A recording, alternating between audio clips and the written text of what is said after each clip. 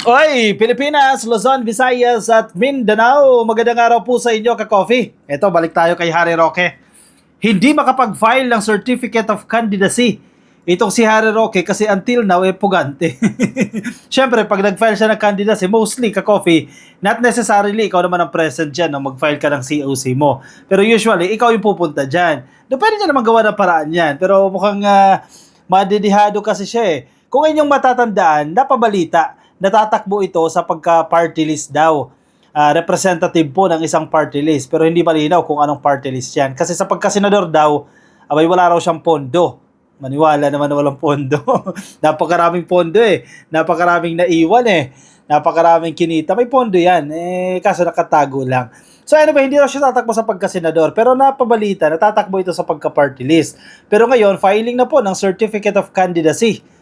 Diyan po sa COMELEC. Nagsimula yan October 1 no? At magtatapos siya ng October 18. Pero paano siya makakapag-file? Until now, pugante pa rin ito, ka-coffee. Cited in contempt pa rin siya ng House of Representatives at pinapa-aresto pa rin po ito. In fact, kahit may desisyon na ang Korte Suprema na hindi niya pwedeng magamit yung rito pamparo na yan, nagtatago pa rin siya. O sige, anyway, pag-usapan natin ito, ka-coffee. Meron siya sagot. Di ba, may desisyon ng Korte Suprema yan, hindi niya pwede magamit yung writ of amparo na yan dahil applicable lamang po yan sa extrajudicial case, ka-coffee, at hindi dito sa investigasyon na ginagawa ng Quad Committee ng HOR. Meron na po siyang sagot dyan. Sige, doon muna tayo sa sagot niya. At anong sinasabi niya dito, ka-coffee, sa pahayag na yan. Sinagot niya na yan, ka-coffee. And yung mga mambabatas, hinimok siya. Bakit tayo mo kasi sumuko? In fact, ito ang offer sa kanya, ka-coffee ha. Ito ang offer sa kanya ng mga mababatas. Posibleng ma-lift yung pagkakasite and contempt sa kanya. Ibig sabihin, malaya na ulit siya. Kung, 1, humarap ka dyan sa House of Representatives. 2, ipasa mo yung mga dokumento na yan. As simple as that, ka-coffee. Yan lang. At pwedeng ma-lift na yung pagkakasite and contempt. In fact, medyo mabait ngayon eh. Ito mga mambabatas eh. Gawin mo lang yan. And then, hindi malaya ka na ulit. Kahit saan ka na naman magpupunta dyan. Di ba? Mag-abroad ka o kung ano-ano, magagawa mo na ulit yan. Dalawang kondisyones lang yan. Pumunta ka dyan sa pagdinig na yan. Kaya niya naman i-depensa yung sarili niya eh. And pangalawa, yung dokumento, ipasa mo. Ipakita mo yung mga dokumento na yan na nagsasabing umangat yung assets mo because of the sale of your properties. Diba? Yun lang naman yun eh. Ang problema, ito ang problema ha. Baka wala kasi siyang maipakita dyan. Sige. Basahin muna natin, ka-coffee, itong sagot niya sa desisyon ng Korte Suprema. Akala ko, tututol siya sa desisyon ng Korte Suprema eh. Kataas-taasang hukuman na yan, questionin mo pa. Yan, may sagot siya dito. We accept, wow, tinatanggap niya, ka-coffee, with all humility. Dapat lang. We accept with all humility the decision of the Supreme Court to dismiss the petition for amparo. O yun naman pala eh. Tinatanggap niya, ka-coffee, ng may pagpapakumbaba with all humility. Tama ba? Ang desisyon ng Korte Suprema na ibasura itong writ of amparo na nire-request niya. Ang gusto niya kasi gamitin yung writ of amparo na yan para, kasi ano daw eh, ginigipit daw siya, ka-coffee. Dahil dyan sa pagdinig ng HOR. Sabi ng Korte Suprema, no, hindi yan applicable sa kaso mo. As simple as that, ka-coffee. Di sumuko ka na. Sabi na pala ng Korte Suprema yan eh. Even as we remain hopeful that the court will continue to look into the rest of our prayers that the Quad Committee's investigation, which we maintain, is no longer in aid of legislation. Meron pa kasi siyang hinihiling, ka-coffee, sa Korte Suprema na wag na siyang ipatawag sa Quad Committee at wag na siya hingian ng mga dokumento na to na hinihingi ng mga mambabatas. Pwede ba yun? Masyado ka namang entitled niyan. So yan po, ka-coffee, yung kanilang request dito sa Korte Suprema. We hope the House of Representatives will file its comment within the period fixed by the court so the petition can be resolved forthwith. Ang Korte Suprema, binigyan, ang alam ko dito, ka-coffee, 10 araw po ang binigay dito sa House of Representatives na magbigay ng komento. Diba? Magbigay sila ng comment doon sa reklamo ni Harry Roque. 10 araw po yan. And then after that, magkakaroon na po ng desisyon ng Korte Suprema. Now, ito ang kondisyon. At ito dapat i-honor ni Harry Roque. Total, isang prayer na lang yung hinihintay mo dyan na wala pang sagot ang Korte Suprema. If ever, mapasa na ng HOR yan, 10 araw, within 10 days, mapasa nila yung response nila dito sa prayers ni Harry Roque. If ever, na maglabas na po ng desisyon ng Korte Suprema at hindi favorable kay Harry Roque, ito dapat niyang gawin. Sumuko siya. Kasi wala na. Diba? Kapag hindi ka sumuko, hindi mo na ginalang ang Korte Suprema dyan. Diba? O sige ngayon. O sige. Kahit na dapat sumuko na siya ngayon, ayaw niya pa rin sumuko kasi may hinihintay pa siya. Isang sagot pa doon sa kanyang prayer sa Korte Suprema. Wala pa ka-coffee. Ang alam ko, hindi pa nakakapagpasa ng komento itong House of Representatives. If ever na maglabas yan, sana igalang niya yung desisyon na yan. Baka naman magtago na naman siya dyan. Sabi na nga ng HOR magpakita ka lang dyan At ipasa mo yung mga dokumento na yan, pwedeng ma-lift pa yan Yung pagkaka-cite in contempt niya Pero wala matigas talaga Bakit? Bakit tayo magpakita? Baka may pinoprotektahan, baka may mga mabubulgar pa na mga pangalan. Wala na ang political career mo dyan. Paano ka makakatakbo sa pagka-party list niyan? Ipuganti ka pa until now. Diba? Baka magkaroon pa siya ng chance. Hanggang October 8 yung filing ng candidacy. Pwede pa. Sabagay, kung party list naman yan, pwede naman yan mag-change ng representative So sige, dito tayo ka-coffee.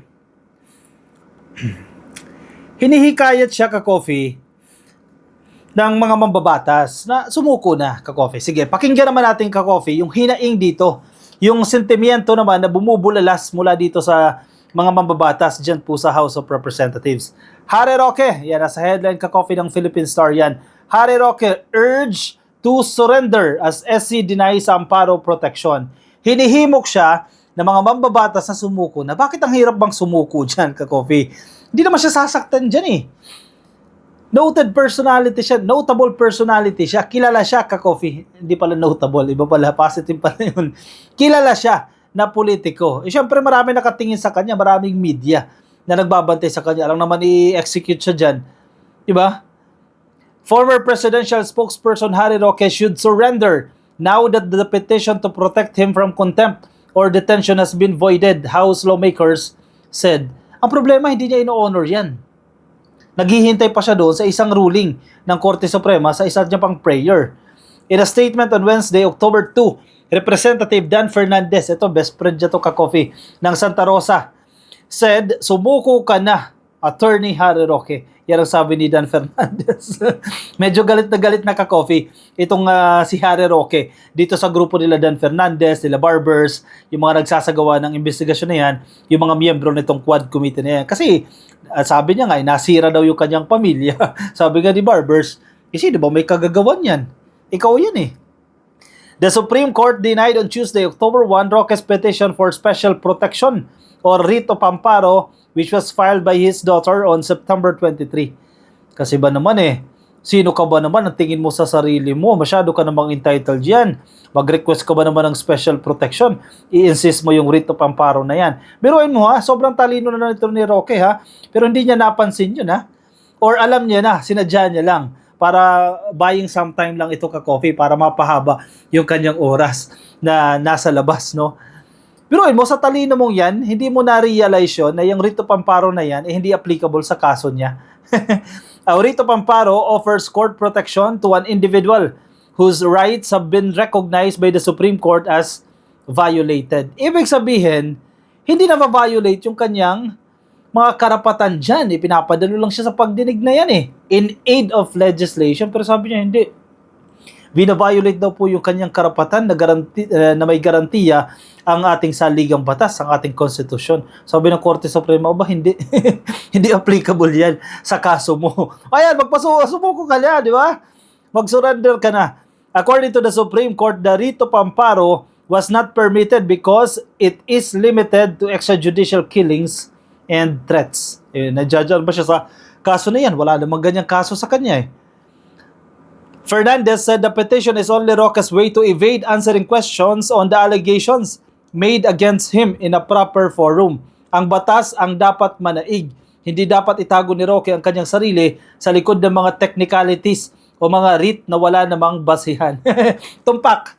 Yan ang ginagawa sa kanila ni Harry Roque. Kasi syempre, kahit papaano, masasabi natin medyo kabisado niya ang batas, no? Kunyari, magaling dumiskarte ba? Akala niya lulusot siya. Tama yung sinasabi dito ni Dan Fernandez Dinadaan sila sa technicalities kasi alam niya ang batas Ang problema, kapag hindi mo alam ang batas, mapapaniwala ka, mukhang tama si Harry Roque dyan Yung problema, mas matalino sa kanya ang Korte Suprema. Siguro, yung ibang mga mambabatas at ibang mga followers, ibang mga DDS, posibleng mapapaniwala niya yan. Pero pagdating na ng Korte Suprema, mahuhusay na rin yung mga associate justices dyan. Hindi lang masyadong vocal at hindi lang masyadong mayabang, no? Tulad ng ginagawa dito ni Roque. Hindi ka pwedeng lumusot dyan. Kataas-taas ang hukuman na yan. Ano yan? Mas magaling ka pa sa Korte Suprema? Aba, ikaw na. Di ba? Huwag ka magtago dyan sa technicalities na yan. Yun ang sinasabi ni Dan Fernandez. Simple lang naman yan eh. Pumunta ka dyan ng HOR, sagutin mo yung mga aligasyon. Kung hindi totoo, edi hindi. Pero magpakita ka ng patunay na hindi totoo yung mga bintang sa'yo. Hindi totoo yung mga aligasyon na yan. As simple as that. Pero hindi niya magawa. Anong ibig sabihin yan? Baka totoo. Baka totoo na kumita talaga siya dyan sa Pogo. Na malaki ang kinita niya dyan sa mga illegal na Pogo. Sa operasyon ng mga illegal na Pogo. Di ba? Kasi ayaw niya magpakita eh.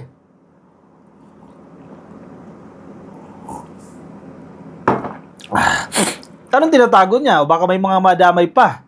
Mga principal niya, malalaking tao, mga boss niya ng previous administration, baka madamay pa. Kaya ayaw niya nang dumalo dyan. If he believes he is innocent, he should welcome the opportunity to clear his name. Tumpak, in a proper legal forum, trying to escape through technicalities only raises more suspicions, sabi po ni Fernandez. Roque said in a statement on Wednesday that he accepts the Supreme Court's decision. Yan, napag-uusapan na natin kanina. Pero hihintayin niya pa raw yung isang resolusyon ng Korte Suprema doon sa isa niyang prayer. Roque's absence from the House Quad Committee public hearings and his failure to submit the requested documents on his financial records led to the issuance of an arrest order against him on September 12. Alam niyo naman niya, ka-coffee. Ngayon ay October 2 na. Mag-iisang buwan na, ka-coffee. Pero hindi pa rin ito makita. Ako, actually, feeling ko ha, pinagbibigyan lang ito, ka-coffee eh. Nabibisi kasi ngayon sa filing ng candidacy. Pinagbibigyan lang itong si Roque. Papapasaan pa, this month lalabas din yan, ka-coffee. Once na, sige, mag-timeline tayo dyan. 10 araw yung binigay ng ombudsman. Kahapon yun eh. Kahapon nilabas yan eh. Yung ruling na yan. Let's say October 1. So, let's say calendar days yan. October 10. Makapagpasa na po ang House of Representatives ng kanilang komento doon sa prayer ni Harry Roque. So, let's say 10 days, maximum of 10 days or 5 to 10 days, aralin ng Korte Suprema yan, and then they come up with the resolution. So, mga October 20, ka-coffee. By October 20, yan, posibleng maglabas na ng desisyon ng Korte Suprema dyan. Ano, papabor ba kay Roque sa kanyang prayer o hindi? Pero itong kondisyon natin kay Harry Roque, ha, kung ano ba na maging desisyon ng Korte Suprema, igalang mo yan. Tayo din igagalang natin yan. Syempre, babalita pa nga natin yan eh. Gawan pa natin ng content yan, gawan pa natin ng vlog yan eh, kung ano magiging desisyon ng Korte Suprema. Pero dapat din naman, i-honor ni Harry Roque kung ano magiging desisyon na yan. Kung hindi favorable sa kanya, hindi kumakampi sa kanya ang kanyang desisyon, ang desisyon ng Korte Suprema, kami dapat lumabas siya, di ba? Punta siya ng HOR. Dumalo siya dyan sa hearing na yan. Or else, wala na talaga. Sino pang ginalang, boy? Di wala ka nang nirespeto dyan. Diba? Malalaman natin yan, ka-coffee. Siguro latest niyan, October 20. Medyo matagal-tagal din kasi hintay pa tayo ng mga responses dyan. Sana, ang HOR, kahit bukas, October 3 pa lang yan, October 3, October 4, October 5, magpasa na agad ng kanilang komento para mapabilis naman ang pag-resolba ng Korte Suprema dito sa petition na yan. Pero ngayon pa lang, ka-coffee eh. Itong pagdi-deny lang eh ng Korte Suprema dito sa request ng writ of amparo eh. Valid reason na yan eh. Valid ground na yan kay Harry Roque, dapat na sumuko na siya at lumabas. Pero matigas talaga ang ano eh. Matigas ang mukha. Nagtatago eh. Paano? Maraming tinatago. Kaya nagtatago. O siya, sige, anong komento mo dyan, ka-coffee? I-comment ang inyong opinion, ang inyong reaction dyan sa ating comment section para mabasa rin po ng iba nating mga ka-coffee. Nasa Facebook po ba kayo at di pa po kayo naka-follow sa ating Facebook page? Pasuyan na lang, ka-coffee. Please like and follow sa Facebook. At kung nasa YouTube naman po kayo, please click lang po na subscribe. Diyan po sa baba ha. Click lang po na subscribe at hit nyo na rin yung bell button, yung notification icon para kayo updated para sa ating mga bagong upload. Alright, ako magpapaalam muna sa inyo, ka-coffee. Maraming salamat po sa mga sumama. Ingat po kayo, nasaan man po kayong panig ng daigdig. Bye-bye!